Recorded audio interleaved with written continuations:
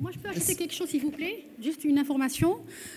Dans le cadre d'une convention que nous avons signée avec un organisme australien, Life for Child, que vous pouvez checker sur Internet, on a des prises en charge côté bandelette à partir de l'âge de découverte du diabète jusqu'à l'âge de 24 ans, à condition que le patient soit enregistré dans le registre et à condition qu'on leur donne des nouvelles et qu'il ne soit pas dans les régions, on va dire, favorisées. Donc, les régions, si vous avez des enfants dans les régions défavorisées, on peut leur donner, c'est à travers un organisme, d'accord? Et à travers une autre convention qu'a fait la SMEDIAP avec un autre organisme, CDIC, Changing Diabetes for Child, il y a un projet d'élaboration de centres d'éducation thérapeutique dans plusieurs zones. Et Tanger, elle est sur le programme. Et donc, Madame Déby, elle vous a, je pense, représenté. Et il est demandé aux enseignants et aux diabétologues pédiatres et aux pédiatres de Tanger de s'organiser pour qu'on les aide à élaborer un centre d'éducation qui va être, on va dire, sponsorisé pendant 5 ans, le temps qu'ils trouvent une autonomie. D'accord? Tout ça pour lutter contre la centralisation de la prise en charge et donc favoriser, on va dire, siyasat al-qurb, sihat al-qurb. Voilà.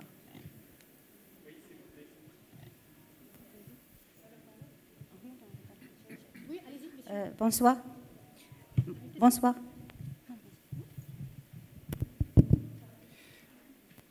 Bonsoir. Ma question pour le docteur Kenza Ben Omar. Donc, ma question est la suivante. Dans le cas où on trouve un patient avec risque cardiovasculaire modéré et qui a un trouble dyslipidique, et pour lequel on va passer tout d'abord voir la thyroïde. Et si on trouve dysthyroïdie, est-ce qu'on traite la dysthyroïdie pour équilibrer son trouble lipidique ou il faut les traiter les deux en même temps? Alors, ça dépend du niveau de LDL.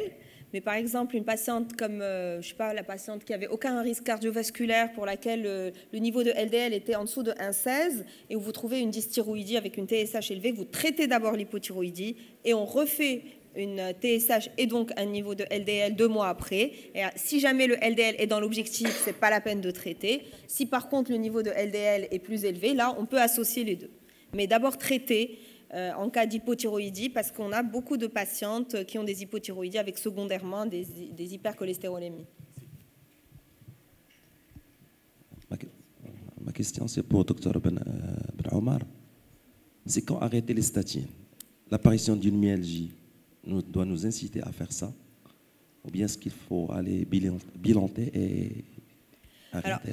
En cas de myalgie, on fait des CPK.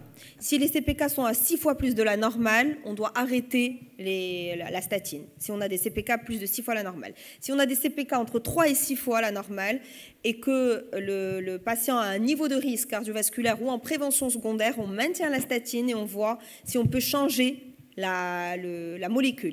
Par exemple, vous avez mis une Rosuva, on peut passer à la Torva. D'accord.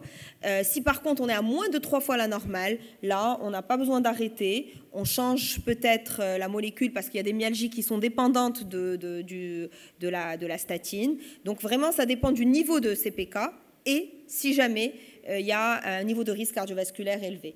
Par contre, on a aussi des myalgies, comme vous l'avez dit, qui ne sont pas liées forcément aux statines, qui sont liées à d'autres pathologies. On a des patientes qui ne font pas, je pense, la différence entre une myalgie, une douleur articulaire ou une tendinite, où on a beaucoup de problèmes.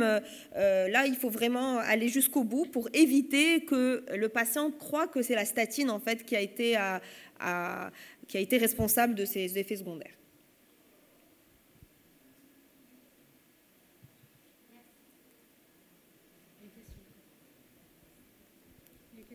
S'il vous plaît. Parfois, on reçoit avec des analyses de laboratoire, en plus de LDL, HDL, des rapports. C'est pour donc, professeur Ben Omar. Oui. Des rapports HDL sur LDL ou des choses comme avec ça. Avec un risque hétérogène, par exemple. Oui, avec des calculs. Le message que j'ai transmis tout à l'heure, c'est que d'abord, effectivement, sur le bilan lipidique, le cholestérol total seul n'est pas suffisant. Il faut bien sûr avoir le niveau de LDL et de HDL pour individualiser. Le rapport, à mon sens, moi je ne l'utilise pas beaucoup parce que ça donne des niveaux d'hétérogénéité. Ça n'a pas été identifié dans toutes les recommandations et ça n'a pas été pris en considération comme un critère vraiment dans dans l'association aux maladies cardiovasculaires, donc on n'est pas obligé de faire le rapport, mais par contre le niveau de LDL et les autres paramètres sont importants pour l'individualisation. Je remercie les intervenants. J'ai une question concernant la diète chez l'enfant. Quelle est la différence entre la diète chez l'enfant et chez l'adulte diabétique? Merci. Le régime alimentaire. Alors, je pense que je l'ai bien expliqué. Parce qu'un enfant, il doit répondre à ses besoins alimentaires. Il n'y a aucune différence. J'ai des enfants, j'ai des jumeaux. Eh ben, Jissam avec sa sœur jumelle, et ils mangent la même chose. Pourvu que les plats soient équilibrés. D'accord? S'il faut qu'elle prenne 1000 kilocalories, c'est toujours 50% glucides et le reste dispatché entre protéines et lipides. Ça n'a aucune différence avec un enfant non diabétique. Parce que nous avons la croissance dans le jeu. Il n'est pas question, on va minimiser les sucres d'absorption rapide, les sucres ajoutés, mais il n'est pas question de faire un régime, une diète locale, par exemple. C'était ça votre question?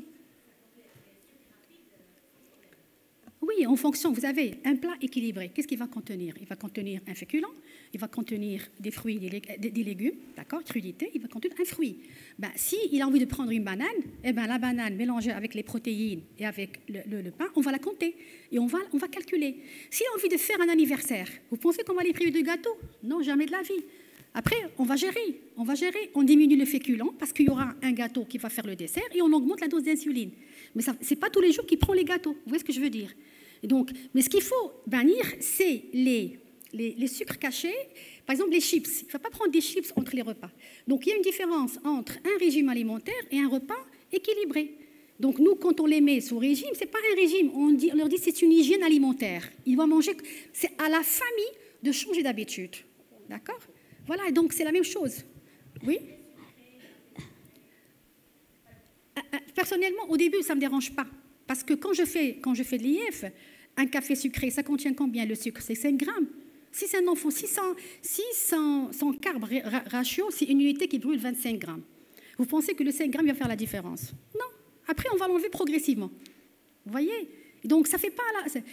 La question d'il est malade, il faut un antibiotique sans sucre. Moi, je m'en fous s'il est sucré ou pas sucré. Ça contient combien? Ça contient pas 120 grammes. Vous voyez? Et tout est compté. Vous voyez ce que je veux dire?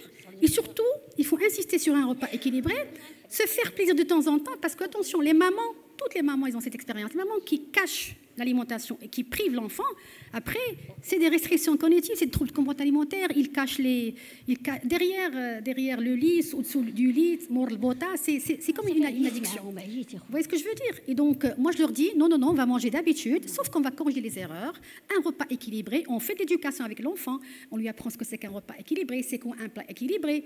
Parce que les enfants, actuellement, ils mangent déséquilibrés. Et le diabète n'arrange pas les choses. Ça se passe très bien chez des familles qui sont déjà sur une diète.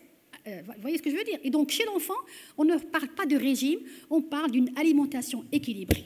Voilà. Merci. On passe au second thème. On vous remercie, professeur Jenal, et l'association Amal vous offre un petit souvenir.